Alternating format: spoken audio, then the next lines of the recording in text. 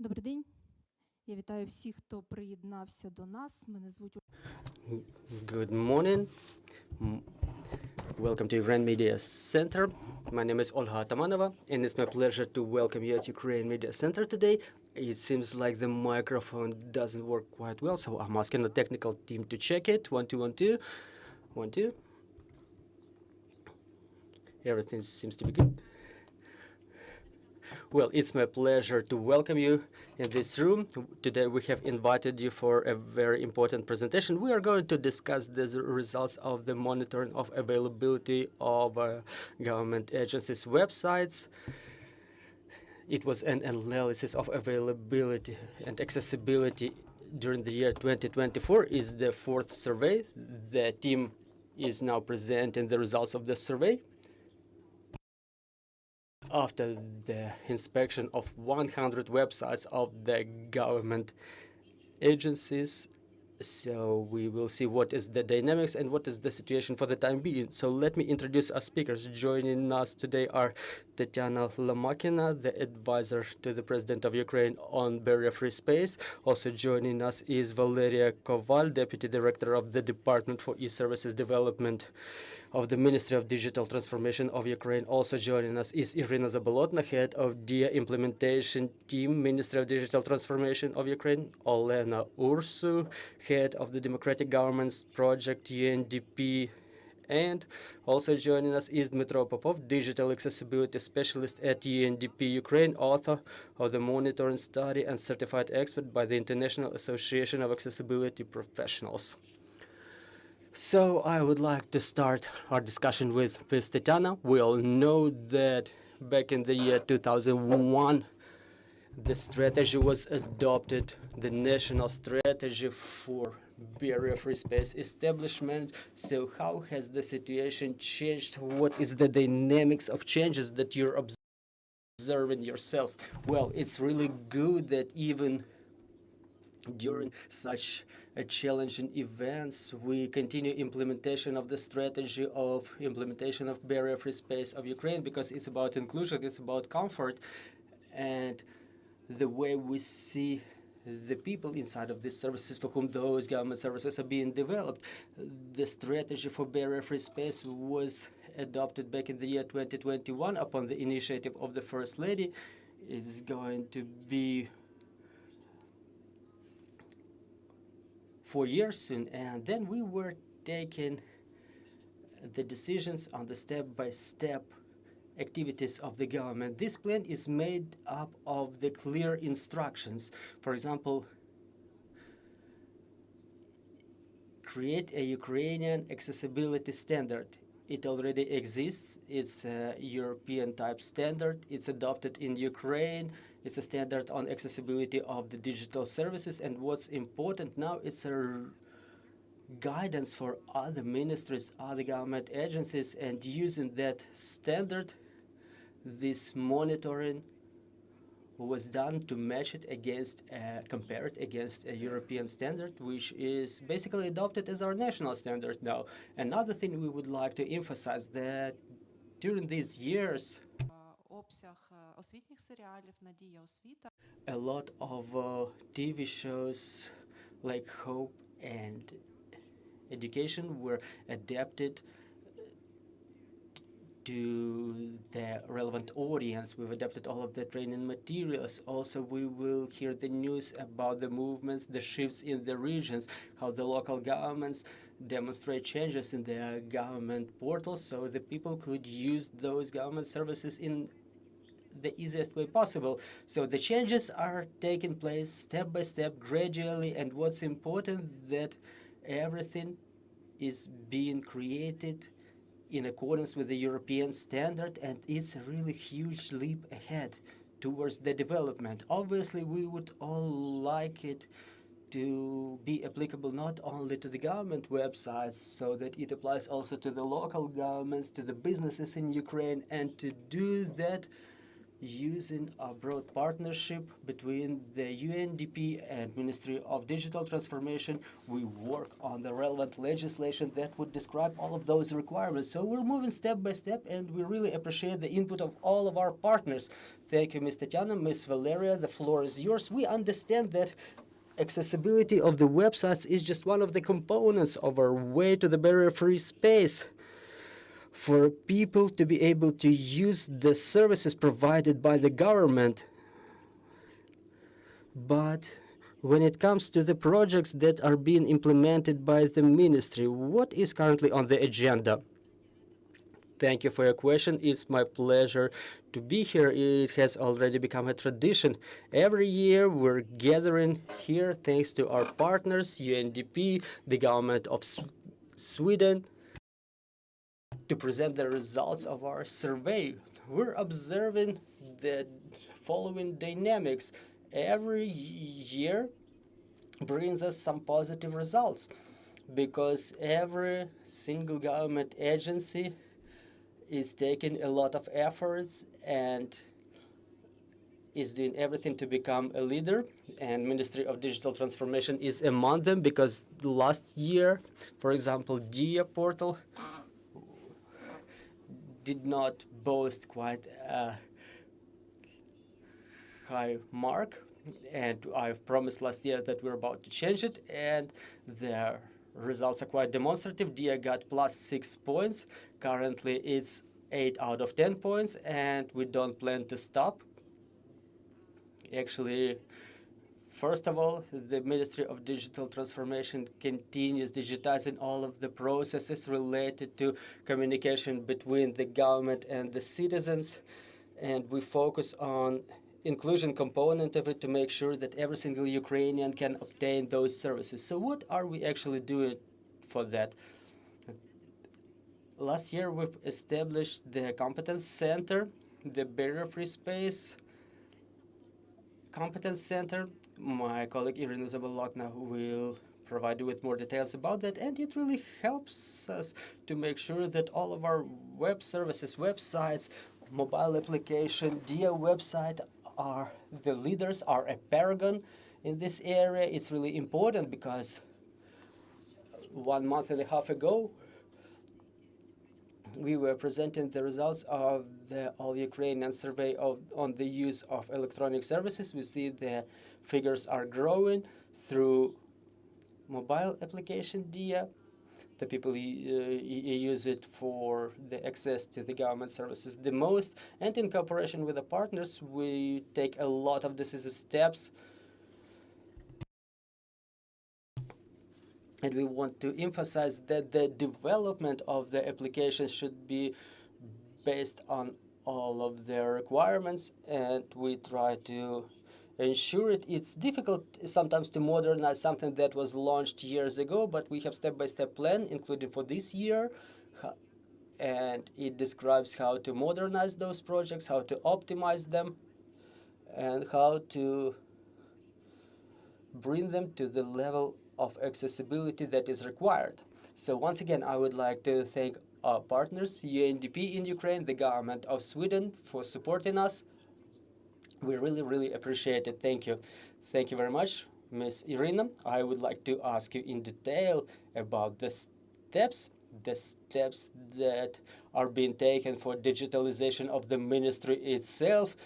And most likely, to the best of our understanding, you provide other of your colleagues with support, those who want to improve their results, those who want to achieve the same results on barrier-free conditions. The ministry can already boast. Well, thank you very much for your question. In fact, the idea that we have to create a barrier-free space in the digital dimension was established years ago. The team of UNDP Ukraine was always establishing a lot of trainings for government officials, for government employees. I was attending them along with Valeriia, and the idea that we have to create the products that are available to everybody was with us for long ago. we realized that it's important to spread this culture, and the driver would be not only UNDP, but we need support on part of the government authorities. So we've established the Center of Competence last year, and we've started with ourselves. First of all, me and Valeriia, we've realized we have specialists who have high level of expertise. We have a superpower such as Dmytro, who really helps us a lot, and together with him and the team of UNDP, we were establishing this center, and we've started with the portal. The results are quite illustrative. I want to thank Valeriia for starting with our flagship in Ministry of Digital Transformation, and we've transformed it into an available service, a service accessible for everybody. It's an important principle. Accessibility is good. Accessibility is easy. It's easier to start now than to remake it later. Obviously, we work with the mobile application too. We have huge plans for this year, and we remember about all of our colleagues. We do additional trainings. We distribute it for project managers, for technical specialists. We work with the local governments. We try to involve socially conscious businesses, and sometimes they are already walking one step ahead of us. They now can share their experience to demonstrate that it's really necessary, it's in demand. Well, I hope that the Competence Center is going to grow. Well, I hope that all of our services will be accessible someday, and such centers will not be necessary. And we will be moving, first of all, the culture, the idea, and understanding that digital accessibility is easy.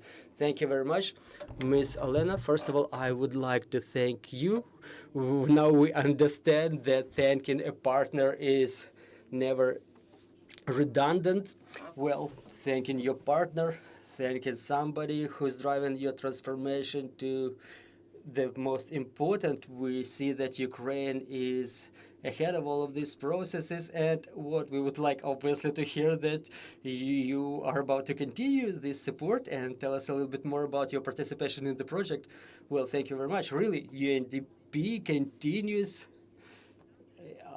collecting data, continues their survey to observe the changes in the digital dimension in Ukraine. Those are the surveys about the use of electronic services by Ukrainians, the level of their satisfaction with such an experience that Ms. Valeriia was already mentioning. Those are really important parameters, but they're not sufficient. And for us, it's critically important to keep track of accessibility of digital solutions and digital services. How are they transforming? It's important for Ukraine in these challenging times of war, because we understand that because of the war, the number of people with disabilities keeps growing.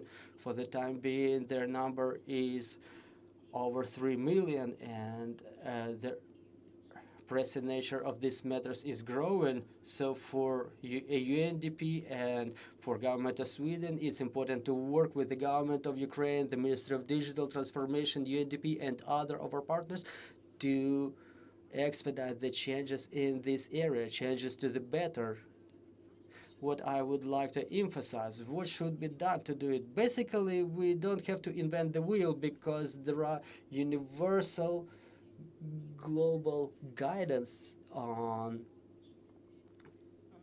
digital accessibility, and with the support of UNDP and the government of Sweden, they were translated into Ukrainian back in 2023, and now they're available at the website of the consortium of the World Widest Web. Is the organization that is the custodian of that guidance. Now, as it was mentioned, Ukraine has its accessibility standard that is identical with the European one, and there is a resolution by the Cabinet of Ministers which made the compliance with the accessibility principles mandatory for the executive authorities, and our colleagues in the European Union expect to adopt a European Accessibility Act, and that act will completely change the situation in this environment in European Union, because it's going to make the compliance of the accessibility principles mandatory not only for the websites and mobile applications, but also for electronic services and not only government services. As Ms. Tetiana was saying, the electronic commerce, communication, transport, multimedia services, all of them will be supposed to be in compliance with the accessibility principles. We have to move a lot in this direction. Unfortunately, Ukraine is probably not ready to undertake such an ambitious obligation or undertaking, but we see a lot of steps are already taken in this area. We support the efforts in this area. We work with our partners, with the Secretariat of the Cabinet of Ministers of Ukraine on improving accessibility as the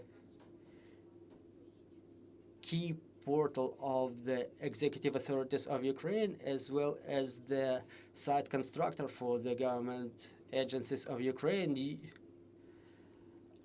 More than 40 websites were created on its platforms, the websites of the local governments. So as soon as it happens, it will give us an opportunity to improve the accessibility indicators for all of those websites. We also support the capacity building efforts in terms of digital accessibility. We were ready to get involved in establishment of the competence center, and that monitoring we're presenting today, it was already done by the specialists of the center using the methodology that was previously developed by Mr. Dmytro. This is really important because the center experts don't only work on technical solutions, not only on monitoring, but they also provide consultations, advice, and specialized trainings to the government officials and government employees. More than 2,000 government employees underwent such training last year, and we see the growth of this culture that was described by Ms. Iryna, the realization of irreversibility of compliance with the principles of accessibility. But for every Ukrainians who want to sort it out, I mean the matters of digital accessibility, I recommend to enter Diia Osvita portal and to see the educational show Diia Education Accessibility. More than 8,000 persons have already watched it, so why not watch it yourself? And to finalize, I would like to say that UNDP and the government of Sweden will continue supporting the development of barrier-free space and digital accessibility in Ukraine, and using our joint efforts, I hope that we will improve the access of all of the Ukrainians to the digital services in Ukraine. Thank you very much, and I would like to give the floor to Mr. Dmytro as an author of this methodology, a person who was behind the study himself and now is ready to present their results. Good morning, everybody. Today I would like to present the results of the monitoring that has taken place in the end of the year 2024. Is the fourth monitor, the fourth round of monitoring. We have been doing it since the year 2020, and we're comparing the results. The goal of our work, of our study, was to evaluate the condition of accessibility, to help rectify the problems that we identified, and to keep track of the dynamics, to study the dynamics so that we understand that the activities that we undertake a part of the of monitoring, such as training programs, if they help us to improve the accessibility. And comparing the results, we can easily understand it. So let me tell you in detail about the methods of monitoring. It's made of 10 components. These components were obtained in 2022 as a result of the study, of a huge study by InfoSapiens of the people with disabilities. They were asking the persons with disabilities what are their biggest problems. And based on the results of those problems, we've identified 10 components that result in a rising of those problems. for the people with disabilities. So a website may be rated from 1 to 10 by these components. So 1 point for each component. So let me tell you in brief about every single component and why is it important and for which category of the users it creates impact. So first is the text contrast. That's the first thing we remember as we talk about accessibility. If people are partially blind or colorblind, it's important for them to have high contrast text. It's important for those who read the text under the bright sun or using the poor lighting. This demonstrates what we do for the people with disabilities. It's not about people with disabilities. It's for everybody. It's just useful for everybody. Meanwhile, for people with disabilities, it's critical. Another component is availability of alternative text for all of the images. The blind people cannot see the pictures, but they can use the screen readers, and screen reader cannot read a picture. This is why the content editors are supposed to briefly describe every single image. This alternative text is not reflected on the screen, but it's read by the screen reading software. And people who can see, they can find out what is depicted in this or that image. A third component is the availability of text for every single hyperlink. Hyperlink is the key element of navigation in the website. If the link looks like an icon or a banner, not like a text, blind people don't know where that link may read because screen reader doesn't read them again. So for graphic links, the screen content editors are supposed to add hidden description. Component number 4, if the buttons are just graphic without text, the blind people cannot understand the function of that button. What happens if they press it? Then component number 5, the marks for the fields. When people fill some forms, they have to clearly understand which field is for what. First of all, there should be a mark by that field, a visual mark. It should be visible, and screen reading software is supposed to be reading that mark as people fill the form. So again, this component is really important. Another component number 6, software identification of the main language of the page. There is a dedicated attribute that identifies which language the content is provided in, and every time we have to clearly identify it, because sometimes the developers, they take an English template, they add Ukrainian content, and the screen reading software reads it as English using other language synthesizers. Then another component that helps make a site available, if the marking is infringed, it may transform this website into difficult looking, and it may infringe the level of understanding. So we evaluate the first 7 components automatically. Meanwhile, the 3 last ones we evaluate in a manual mode.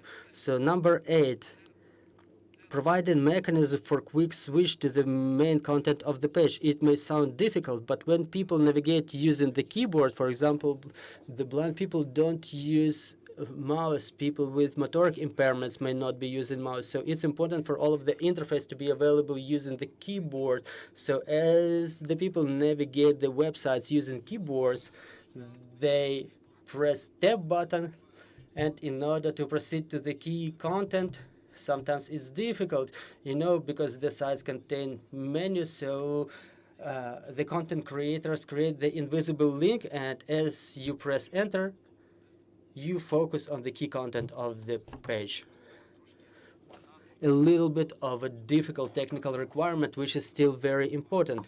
Component number 9, focus indicator. The requirement is for the people who use keyboard to be able to focus on certain content. It may be a frame around an element, or it may somehow in a different way emphasizing it, but it's important to focus on that element. And component number 10 is accessibility of all of the navigation elements using the keyboard. So all of the interactive elements like buttons, links, unfolding menus, fields, switches, flags, everything that can be reflected in the website, it should be able to navigate using the keyboard. So let's move forward. Upon the results of the achievement of those components, we assign the level of accessibility for every single website. Now you see the distribution by levels. This year, year 2024, or last year, year 2024, we were evaluating 100 websites, and 7% of them have high level of accessibility. We see 3 percentage points growth, which is really great. The sufficient level can be boasted by 17 websites, minus 1%. It's due to the websites getting higher mark. So the average level of accessibility is 55 websites, and low level of accessibility is 21 website, 6 less than last year. So we can see the positive trend developing here. The number of websites with low level accessibility is decreasing, with medium and high level of accessibility is growing, so we can call it a positive dynamics. The websites with high level of accessibility, 7 websites, as I've already mentioned. First is Diia barrier-free space, which is a paragon website in terms of its accessibility. It's been among the leaders for a number of years. Then come Vinnytsia Regional State Administration and Lviv Regional State Administration. Those were the websites that were have been gradually increasing their accessibility, and now they've achieved a high level. Site number 4 is website of the National Bank of Ukraine. Then comes Diia Education, that have improved their accessibility lately. They add alternative text to the images, and they use keyboard navigation. The contrast of the text is sufficient, so basically the website can be rated as the one with high level of accessibility. Also, the website of Electronic Court and Kharkiv Regional State Administration. I would like to emphasize here that out of the 7 websites, we have 3 websites of the regional state administrations, and it's important that the work is underway not only on central but on regional level too, at the level of regional administrations of local governments. And within the last 3 years, we've conducted trainings in 6 cities, and we see that in those cities where we were holding the trainings, in Vinnytsia and Lviv, the indicators of those administrations were improved, which is really, really great. Now let's talk about the dynamics within the year 2020. 19 sites have improved their level of accessibility. 64 of them haven't changed any result, and 17 websites unfortunately have demonstrated the deterioration of accessibility. It may seem that the results are the same, but some of the websites improved their mark for like 10 points, 6 points. Meanwhile, among those whose accessibility was deteriorated, it was 1 to 2 points. So when it's 1 point difference, it may be sometimes looking even as an error, but 2 points is already not so good. Meanwhile, the overall dynamics is positive. The websites that achieved the biggest progress within the year are the Diia web portal. It's really good because it's the main portal where the citizens get digital services. It has no alternatives, so it's good that it has improved its accessibility, plus 6 points. Also, Diia Education, which also has improved its efficiency, and the Ministry of Science and Education. So, among the websites which improved their accessibility are 2 education-related websites. It's really, really good. Now let's discuss the results of components achievement. I would like to emphasize a number of components which demonstrate significant progress. First, it's a contrast of text. This component has grown almost twice, from 16 to 39%,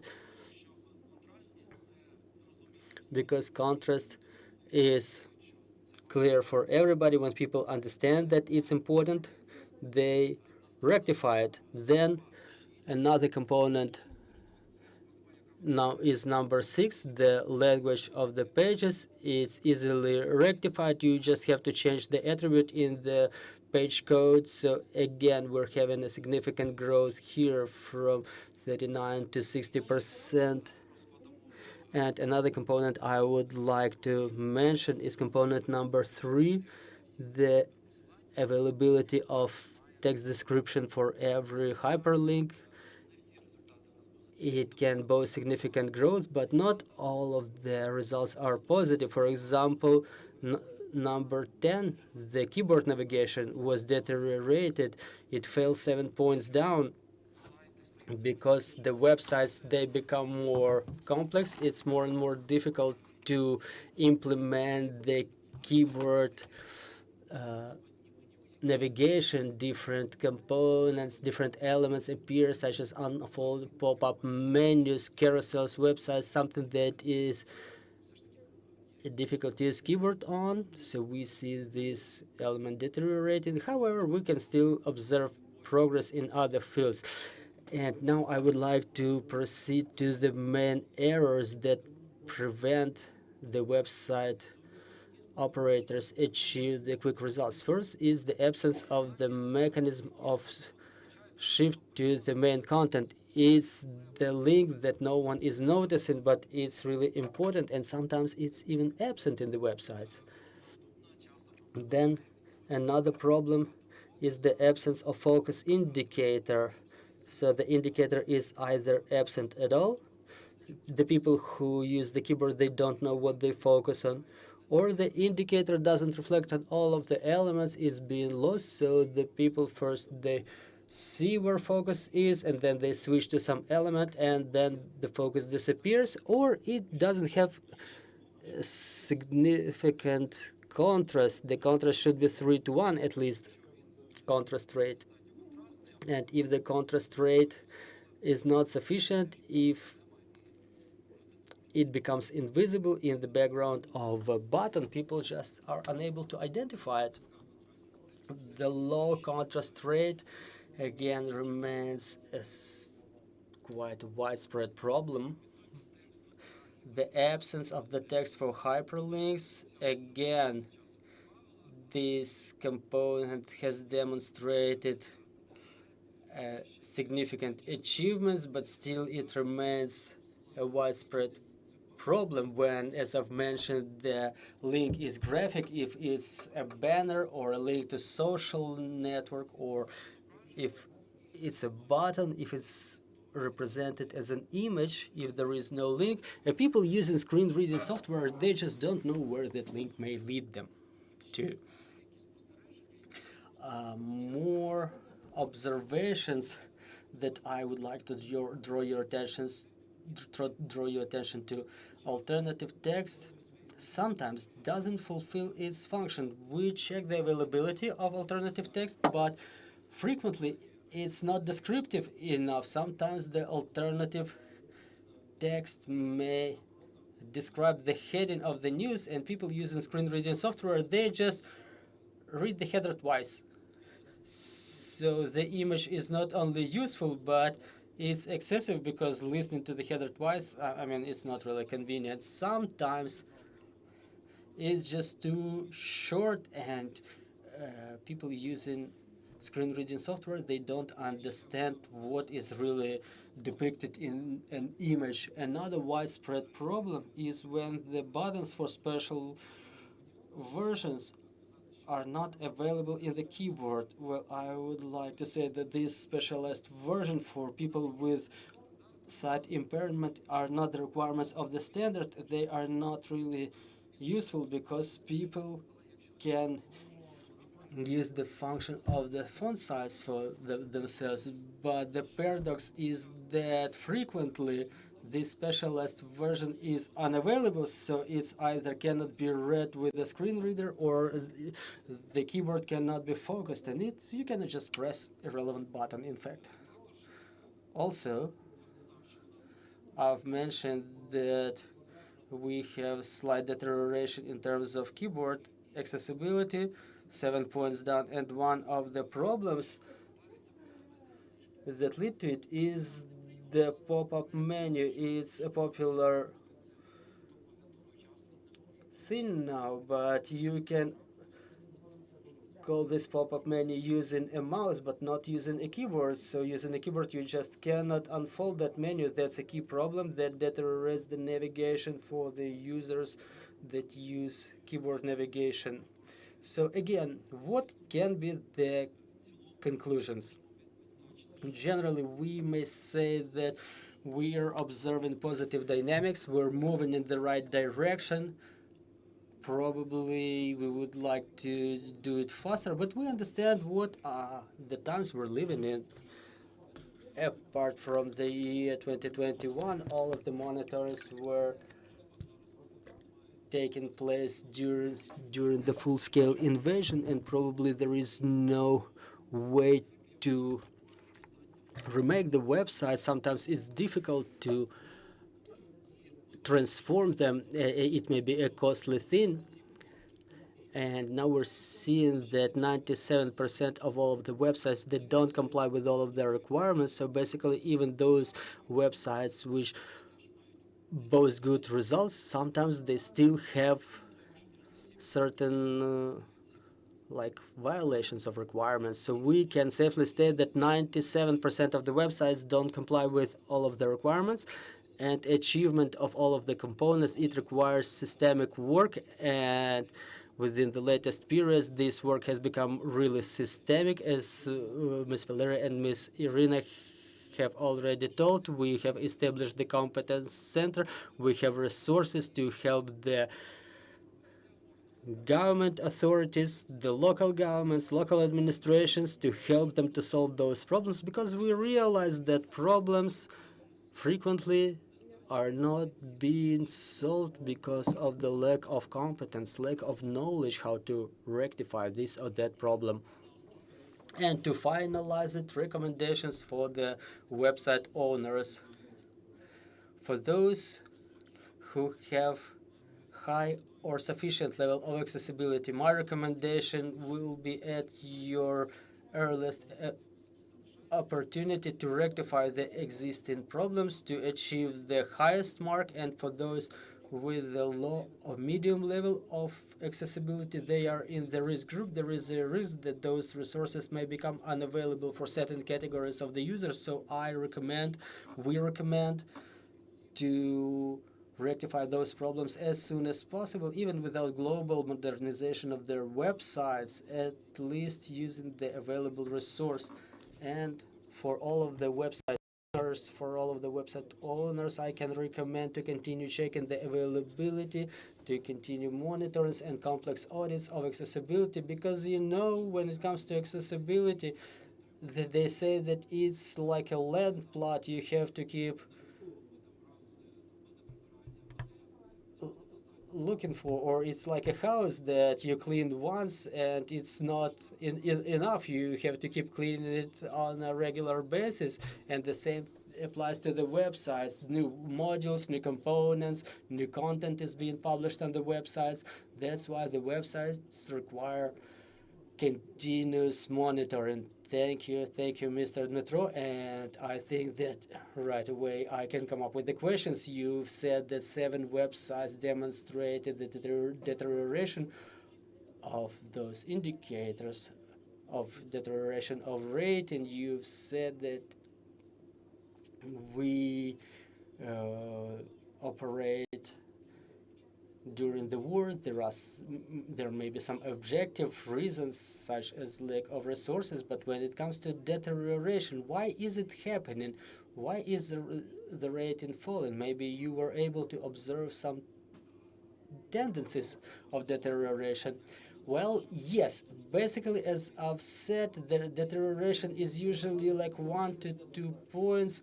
In some places, they started adding the alternative text. They have been using it for a number of months, and then they just left it, and there is no more alternative text. In some websites, the new components are being added. For example, the buttons with the people with disabilities are being added, but they've added in a wrong way, and it doesn't work with the keyboard. Or there are new components such as sliders or carousels that frequently work using external libraries, and the website developers, they don't frequently use those or don't frequently control those libraries, and it may be the fault of a third party, not even of the site owner. So those were the key problems. However, as I've mentioned, the fall is like 1 to 2 points, so we don't have significant deterioration of rating. So those are just specific problems that arise, and they really arise because at the level of the website owners, the testing is not being done. The website owners, they add some components without testing them, and they result in deterioration of rating. So it's important to test the websites by the developers right away as the websites or new components are being launched at the say at the stage of beta testing or beta launching. Thank you, Mr. Tetiana. Mr. Dmytro, we've been monitoring everything for the people with sight impairment, but I remember that you were previously studying the easy reading formats so that people with different levels of cognitive impairments could read the government news and to use government services. Do you continue monitoring this area, this sector now? Well, basically the criteria that we're checking, it's more about the sight impairment, because people with the sight impairment are probably facing this problem the most, because for us the content is visual, and it just happens so that people who have sight impairments or who are completely blind, they are facing those critical problems, because we monitor the critical problems that affect the users, but the same criteria, in fact, they apply to other categories of users. For example, the buttons without remarks, it's not only for people with sight impairments, but with motoric impairments or with difficult motoric impairments, like people who don't have limbs, for example. They use the voice navigation, and the same criteria apply here. Like people may use different other specialized devices in place of keyboard, like different switches. So those components, they apply to different categories. When it comes to simple language, unfortunately, we don't monitor this component now, but we plan to develop a extended methodology, because currently we test the websites against our basic methodology, and the specialized methodology will be inspecting specialized websites. Those who underwent this control and they were rated as the ones with a high level of accessibility, they will be tested against the full set of criteria of the standard, which will verify all of the components of it, including simple language, the one that you were mentioning. And I would like also to add, Dmytro has already disclosed a small surprise for the next year, for upcoming year. We already have leaders, and we were saying with Dmytro that we have to keep growing. So starting the next year, we've decided to implement in-depth study of our leader websites to understand whether it's the starting page that complies with all of the criteria of our monitoring, or is it all of the pages of the website that comply with it. And I would like to add a little bit about simple texts, the center of competence. We had a dedicated training on this, and using our resources, Diia and Ministry of Digital Transformation, we try to spread this information. Simple texts are easy. They should be present in our culture. We try to make our guides and using our example to demonstrate why is it useful not only for people with disabilities but for everybody. Well, thank you. And the question to you, Mr. Iryna, are you going to publish the results of this study? I'm curious to see, for example, the full results, because I'm sure it would be interesting for your target audience to find out about the rating of the websites. For what I understand, the fraction of the websites that don't comply with those requirements is still significant, more than 20 websites. So how are you intending to build this communication to improve the results? Well, let me start, and Valeriia may continue. So first of all, we're not hiding the results of this survey, because first of all, it's created to become a guidance for all of the government authorities that we were studying, so to say. So let's start with the official part of it. Every time such monitoring is being done, it's being sent as a formal letter from the Ministry of Digital Transformation to every participant who have ended up on this list, to communicate all of the information. Even if we've published it, every single report can be found on our website. We communicate this information to every website owner using the official channels. Just one small sentence. Yesterday in the evening, I got messages from the colleagues from different ministries, like, Valeriia, we know presentation is going to be tomorrow. Can you send us our rating? What is our rating? What are our marks? So we stand on those positions of communication. This study is not for us, it's mostly for them. So last year, when the Diia portal was getting a low rating, I was curious what were the components that we violated. And we have quite a big website, and we've realized that Dmytro's rating is pretty rigorous. We realized that if you don't have a description for one single image on your page, your points are going down. So for some people who think that they've added 3 descriptions and it's sufficient, it's good news already. Like, yeah, right. So be attentive. The evaluation is really being done in a meticulous way, so you have to do a real good job. But our developers who were modernizing our website, so it's in compliance with the accessibility criteria, they were saying that 60–70% of the changes are easy. You don't have to invent the wheel there to rectify all those problems. So, like Iryna said, like, barrier-free space is easy. It is really so. So about our plans for the next year, we're talking about the rating of the government websites, but there are personal accounts where people actually are getting their services.